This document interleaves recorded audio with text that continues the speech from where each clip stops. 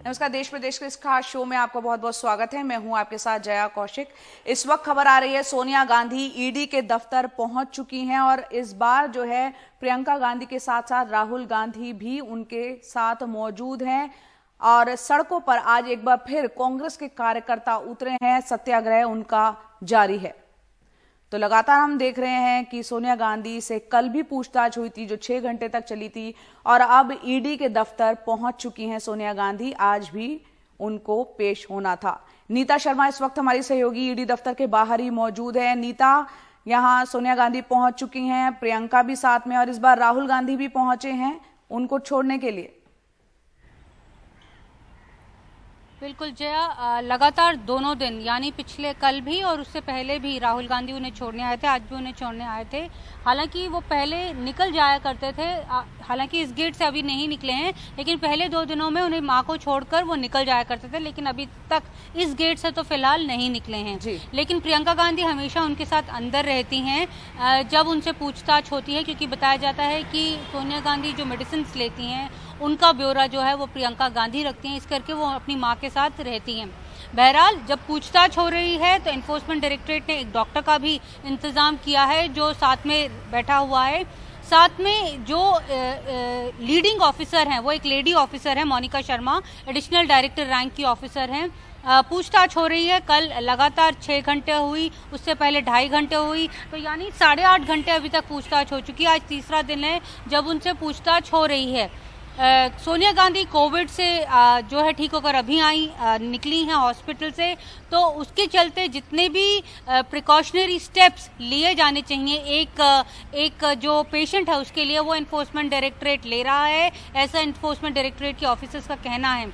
जहां तक पूछताछ का सवाल है, सोनिया गांधी से जिस बात पे अभी बात चल रही है आगे एनफोर्समेंट डायरेक्टरेट से, कि जो शेयर होल्डिंग पैटर्न है एजेएल और यंग इंडियन लिमिटेड का, क्योंकि यंग इंडियन लिमिटेड में राहुल गांधी और सोनिया गांधी जो हैं वो 76% स्टेक होल्डर्स हैं।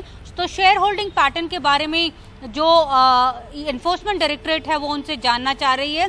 साथ में ये भी जानना चाह रही है कि कांग्रेस पार्टी के डायरेक्ट क्या संबंध थे एजेएल के साथ और फिर यंग इंडियन के साथ, क्यों उसको कन्वर्ट किया गया, क्यों जब कंपनियां कन्वर्ट की गई तो उससे डेट टू इक्विटी कन्वर्ट किया गया। तो बहुत ही जो कहते हैं पेचीदे सवाल हैं, फाइनेंस रिलेटेड सवाल हैं, वो उनसे पूछे जा रहे हैं। बिल्कुल, लेकिन यहाँ पर मैं आपको बहुत सवाल पूछना चाहूंगी। आपने पॉइंट रखा कि बहुत ही पेचीदा सवाल पूछे जा रहे हैं। आज कांग्रेस ने एक प्रेस कॉन्फ्रेंस की, गुलाम नबी आजाद उस दौरान कह रहे थे कि कई ऐसे मामले हैं जो बेहद टेक्निकल होते हैं जो सोनिया गांधी से पूछे जा रहे हैं। ऐसे में वो जो अंदर जवाब तलबी चल रही है, आज लगातार दूसरा दिन है, जो जवाब सोनिया गांधी की तरफ से किस तरह से यहाँ पे दिए जा रहे हैं, क्या कोई डिटेल्स यहाँ पर आ पा रही हैं?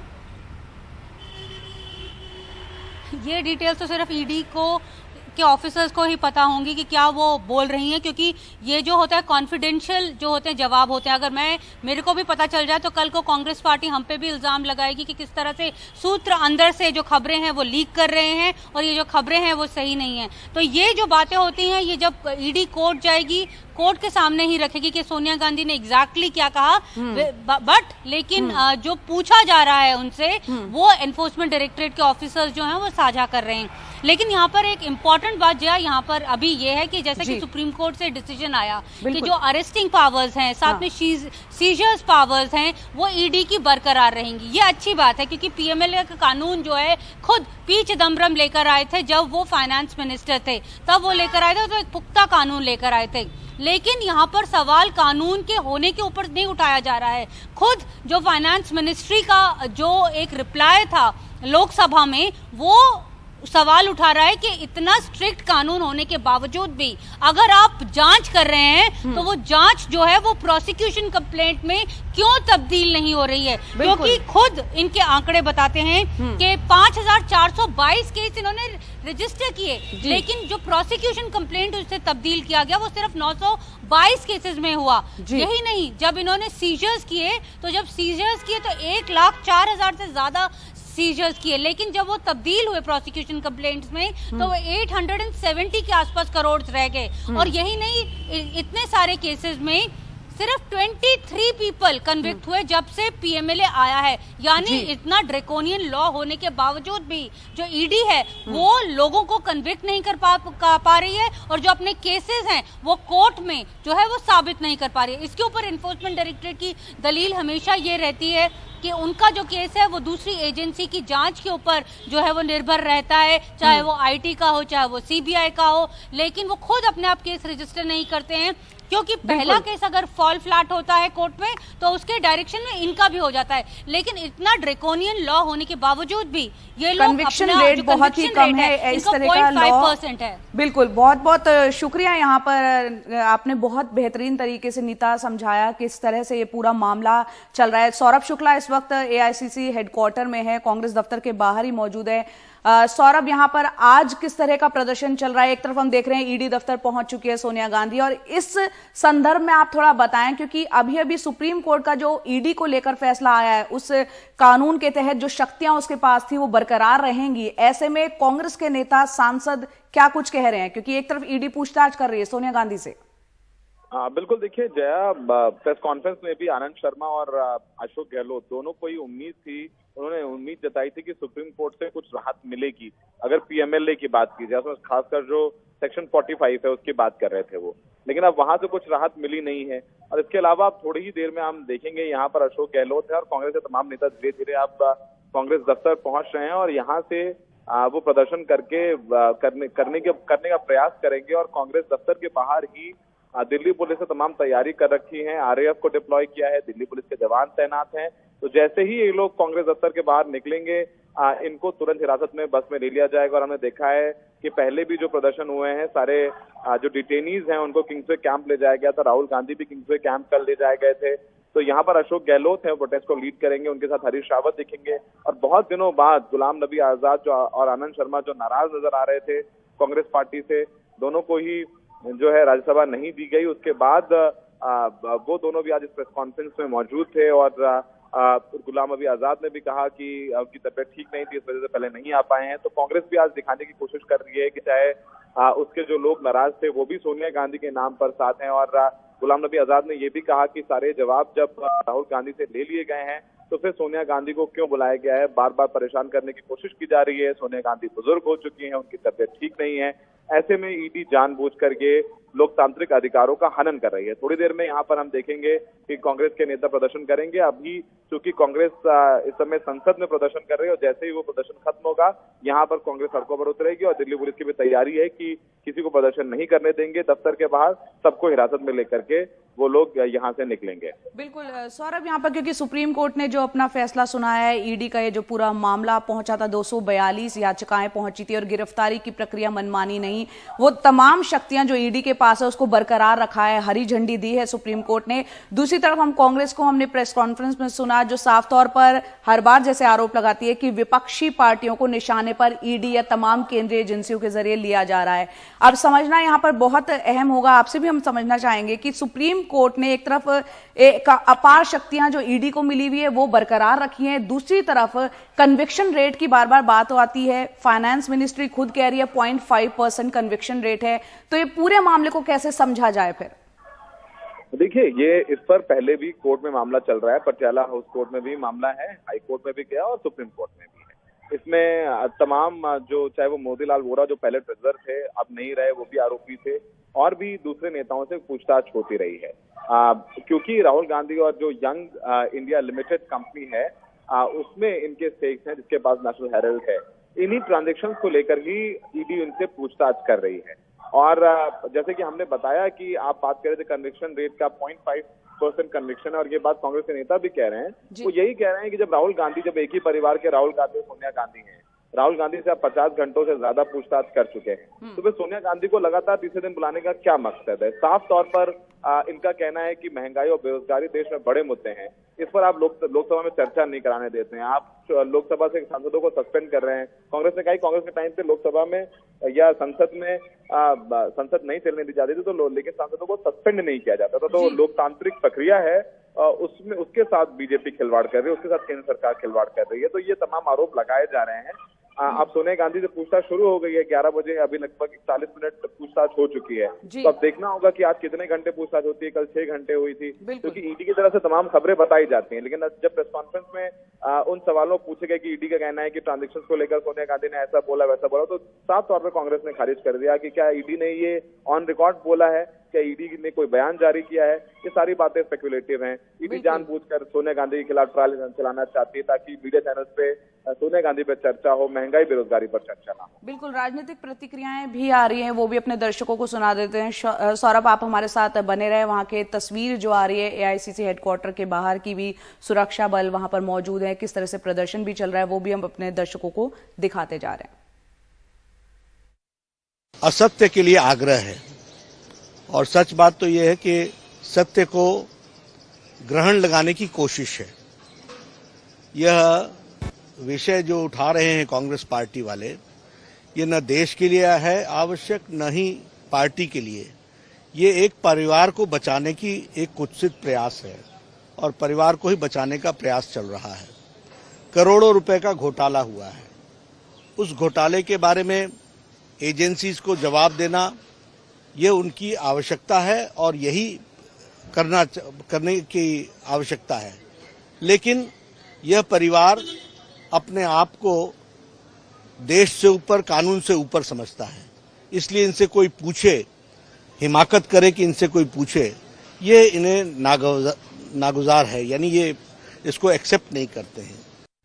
तो इस वक्त की खबर आपको बता दें कि कांग्रेस के जो लोकसभा और राज्यसभा के सांसद हैं, आज लगातार दूसरे दिन विरोध प्रदर्शन कर रहे हैं। उनकी नेता सोनिया गांधी के जो ईडी पूछताछ कर रही है उसके खिलाफ विरोध प्रदर्शन चल रहा है। और वहीं कल भी हमने देखा विजय चौक पर किस तरह से नेताओं को, सांसदों को हिरासत में पुलिस ने लिया था। आज सुरक्षा के कड़े इंतजाम दिख रहे हैं। हिमांशु शेखर हमारे सहयोगी वहां पर ही मौजूद है। हिमांशु, बताएं वहां किस तरह के सुरक्षा के इंतजामात हैं और किस तरह की तैयारी है कांग्रेस की? देखिए, बहुत कड़ी सुरक्षा व्यवस्था है। मैं इस वक्त विजय चौक पर हूं और आप मेरे बाएं तरफ देख सकते हैं, ये संसद भवन है और इसके ठीक सामने दिल्ली पुलिस की 3 गाड़ियां खड़ी हैं यहाँ पर। और साथ ही जो दाहिने तरफ, अगर कानन पात्रा आपको एक तस्वीर दिखाएं, दिल्ली पुलिस के सैकड़ों जवानों को यहाँ पर तैनात किया गया है। कुछ मिनट पहले ये खबर आई थी कि कांग्रेस के सांसद संसद भवन से अंदर बाहर आकर ठीक इसी जगह पर प्रदर्शन कर सकते हैं, और अचानक से करीब 50-60 सुरक्षा कर्मियों को यहाँ पर तैनात किया गया था। लेकिन फिर खबर आई कि अभी फिलहाल सांसद यहाँ पर अभी फौरन नहीं आने वाले हैं, और इसलिए सुरक्षा कर्मियों को फिलहाल थोड़ा मेन जो सड़क है उससे हटा दिया गया है। लेकिन सुरक्षा के पुख्ता इंतजाम हैं, और खबर है कि 12:30 बजे के आसपास कांग्रेस के जो सांसद हैं वो लगातार दूसरे दिन विजय चौक पर प्रदर्शन करने आने वाले हैं। मेरे साथ प्रणव झा हैं जो मीडिया इंचार्ज हैं कांग्रेस के। आज क्या मुद्दा होगा? कल ईडी के कार्रवाई के खिलाफ आपने प्रदर्शन किया था, आज क्या मुद्दा है आपका? मुद्दा रोजाना वही है। हमें ये उम्मीद थी कि औपचारिकता होगी, सवाल पूछे जाएंगे, आखिर कितने सवाल और कितने जवाब, और खास करके जब खुद आपको ईडी के स्रोतों से जब पता लग रहा है, स्रोत तो क्या है, प्रधानमंत्री का कार्यालय है, गृह मंत्री का कार्यालय है, भगवान जाने क्या है, क्योंकि अखबार लिख रहे हैं। आज खुद देखा आपने कि इस देश के महत्वपूर्ण पत्रिकाओं ने प्रमुखता से छापा है कि क्या बात हुई और क्या हो रहा है अंदर। हमारे मुख्यमंत्री हमेशा कहते रहे हैं कि आप लाइव टेलीकास्ट कर दीजिए, देश की जनता को पता लगना चाहिए कि क्या गुल खिलाते हैं आप अंदर, आखिर क्या अंदर पका रहे हैं आप ये बताइए। ये किस तरह का मंजर है? आपका अधिकार नहीं है कि बैरिकेड के अंदर आप खड़े हो, हमारा अधिकार नहीं है कि हम वहां चल करके जा सके। वो जो लोग आते हैं दुनिया भर से घूमने के लिए भारत की राजधानी में, ये नॉर्थ ब्लॉक साउथ ब्लॉक नहीं जा सकते, वहां गाड़ियां रोक दी जा रही हैं। मैंने खुद देखा राजनयिकों की गाड़ियां वहां रोकी गई हैं, उनके परिवार से जो अंदर आना चाहते थे। पुलिस का पक्ष यह है कि धारा 144 लगी है और यहां पर किसी राजनीतिक संगठन को विरोध प्रदर्शन करने की इजाजत पुलिस इस देश में झुंझुना बन गई है सरकार की। इसके पहले भी पुलिस व्यवस्था थी, इसके पहले भी सांसद यहां प्रदर्शन करते थे, अंदर प्रदर्शन करते थे, तख्तियां लेकर अंदर बैठते थे। जी, सरकार आपको आदत डाल रही है, पहले उंगली पकड़ेगी, फिर कलाई पकड़ेगी, फिर कांधा पकड़ेगी और फिर गला दबाएगी आपका। वो बात करने के वो लिए यही प्रयोग कर रहे हैं, लेकिन हम सफल नहीं होने देंगे। जी, निश्चित तौर पर और विरोध प्रदर्शन होगा। ये कांग्रेस के सांसद जो हैं 12:30 बजे के आसपास विजय चौक पर पहुंच सकते हैं संसद भवन से। जया जी, बहुत बहुत शुक्रिया हिमांशु इस पूरी जानकारी के लिए। तो यहाँ कांग्रेस के मीडिया प्रभारी प्रणव झा जो है खासा नाराज हैं जो कार्रवाई इस वक्त चल रही है ईडी की। और सूचना और प्रसारण मंत्री अनुराग ठाकुर से संसद में जारी गतिरोध, ईडी और कई मुद्दों पर बात की हमारे सहयोगी राजीव रंजन ने, वो भी सुनते हैं। हमारे साथ है केंद्रीय मंत्री अनुराग ठाकुर। जिस तरह से ईडी का दुरुपयोग का मुद्दा कांग्रेस उठा रही है सदन के अंदर और बाहर, क्या कहेंगे आप? देखिए, जमानत पर राहुल गांधी जी, सोनिया गांधी जी हैं।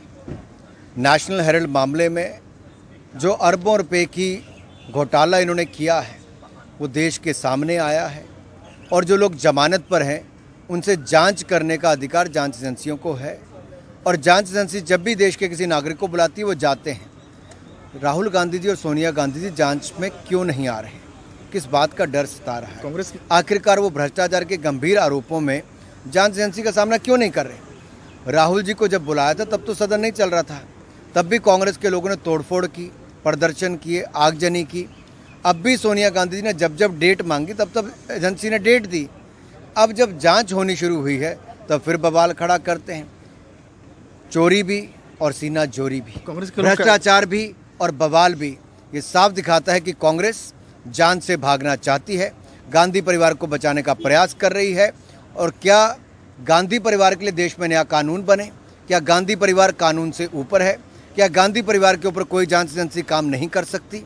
ये देखना पड़ेगा। लेकिन कांग्रेस के लोग ये भी कह रहे हैं कि मामला बंद हो गया था, जानबूझकर ये मुद्दा उठाया गया है ऊपर वाले के सारे पर ऊपर। अगर कांग्रेस को लगता है कि इस मामले में कुछ नहीं तो जांच एजेंसी से डरते क्यों हैं, भागते क्यों हैं? ये लोग जमानत पर हैं और इनको जांच एजेंसी का सामना करना चाहिए। राहुल जी, सोनिया गांधी जी को सामने आना चाहिए और बताना चाहिए कि आखिर भ्रष्टाचार क्यों हुआ। एक अंतिम सवाल के विपक्ष बार बार महंगाई का मुद्दा उठा रहा है, विपक्ष के नेता बाहर प्रदर्शन कर रहे हैं, सदन ढंग से नहीं चल रहा है। मेरा विपक्ष के लोगों से सीधा अनुरोध रहेगा, बाहर प्रदर्शन करने की बजाय सड़क पर सदन में आकर चर्चा में भाग लें। सरकार पहले दिन हर विषय पर चर्चा के लिए तैयार थी, आज भी है और आगे भी रहेगी। ये केंद्रीय मंत्री अनुराग ठाकुर, जिनका ये कहना है कि सरकार जो है महंगाई के मुद्दे पर चर्चा करने को तैयार है और ईडी के लेकर जो कांग्रेस आरोप लगा रही है वो गलत है। नई दिल्ली में संसद भवन से राजीव रंजन, एनडीटीवी इंडिया।